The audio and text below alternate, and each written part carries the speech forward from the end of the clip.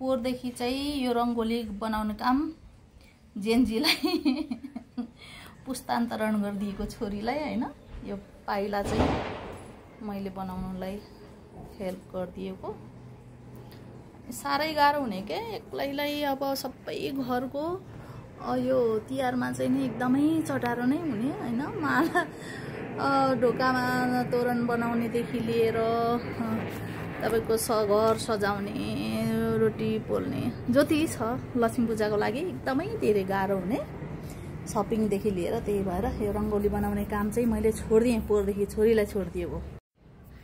ल बनाउँदै छे मेरी छोरीले रङ्गोली कस्तो राम्रो बनाउँछ उसले जान्छ र आर्ट यस्तो राम्रो गर्छ मेरो छोरीले। त्यही भएर पोहोरदेखि चाहिँ मैले छोडिदिएको उसलाई ढुक्कैसँगले।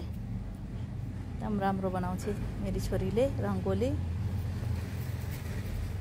मेहनत गरे त हेर त आनो बाबा मामालाई गाह्रो भयो, त्यही भएर छोरीलाई छोडिदिएको। अब यो रङ्गोली पुरा भएपछि उता अगाडिको ढोकामा सानो बनाछ, उतातिर बाटो बढायो 3.5 फिट सार्नु पर्यो हामीले। त्यही भएर साँगुरो भयो उता यहाँनेर यहाँ आँगनमा।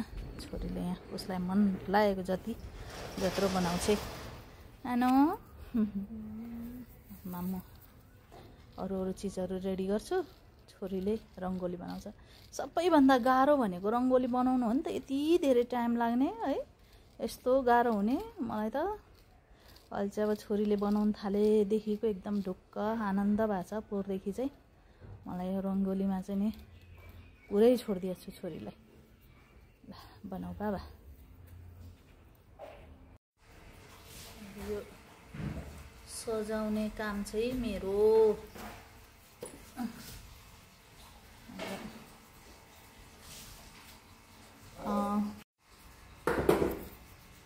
यसपालि चाहिँ अरू अब बर्याङहरू सजाउने केही पनि नगरेको।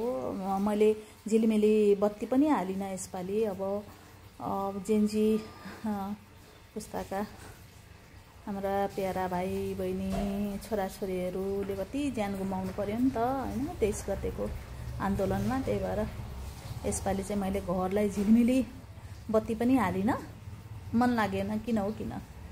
अनि धेरै सजाउन पनि मन लागेन, पूजा त गर्नु पर्यो। त्यही भएर अलिअलि ठिक्कै यसपालि चाहिँ गर्दैछु। मेरो छोरीले बनाएको रङ्गोली पोहोरदेखि उसलाई मैले छोडिदिएको। मेहनत गरेर बनाउँछ राम्रो।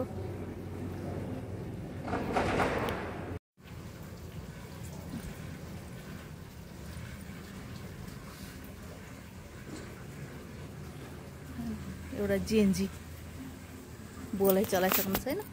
यसपालि चाहिँ मैले अब सबैको घरमा झिलमिल बत्ती हालेको छ। हामीले 2-4 घरले चाहिँ नि झिलमिल बत्ती हालेनौँ यसपालि। किन झिलमिल बत्ती हाल्नै मन लागेन, त्यही भएर यसपालि झिलमिल बत्ती हालेनौँ। अब म चाहिँ चट्ट लक्ष्मी पूजा गर्नलाई रेडी भएको, सबै रेडी गरेर मिलाएर आएँ।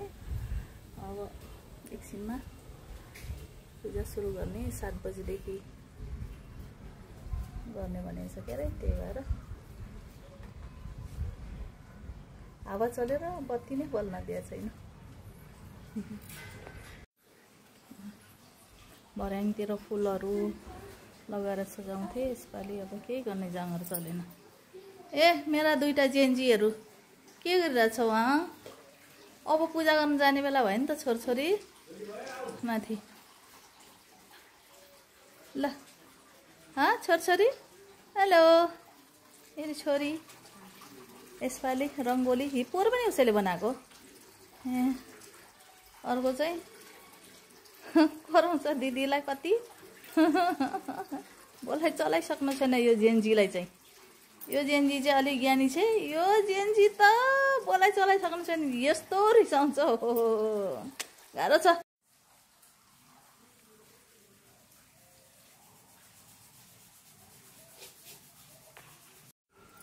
पूजा गर्ने हिँड नानी बाबु। अब हेलो ल हिँड बाबाहरू हिँड ढिला हुन्छ।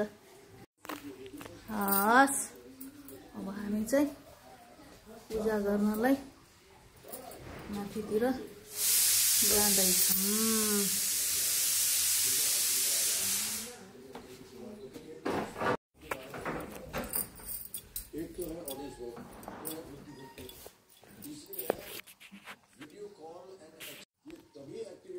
हेलो के गरे पूजा गर्नु जाऊँ हजुर हो पूजा गर्ने 7 बजे सायद अरे भर्खर 6:15 बज्दैछ। धेरै नसजाएको भएर अलिक छिटो भयो भनौँ न। माथि सबै रेडी गरेर आएको छु। अब एकछिनमा गर्ने पूजा। यो चाहिँ माथि देउताको घर अगाडि छिटो छिटो गरेको मेरो सानो मन्दिर।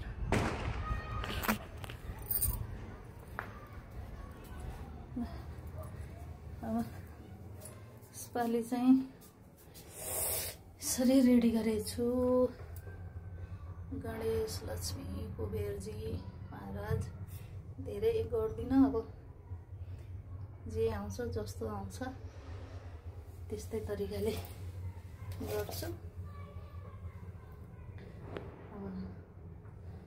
16 थरी फलफुल पुगेसम्म अहिलेसम्म पुर्याएको छु। 16 थरी फलफुल, 16 थरी मिठाई। त्यहाँ तल मिठाईहरू थियो ल्याउ न। मामाले कचौरामा राखेको थिएँ। यसरी रेडी गरेको छु लक्ष्मी पूजाको लागि। अब सुरु गर्ने। दही पनि लिएर आऊ बेटा। मामाले दही ल्याएन रहेछ। ल अब चट्ट बुढाबुढी भएर यहाँ पूजा गरिन्छ।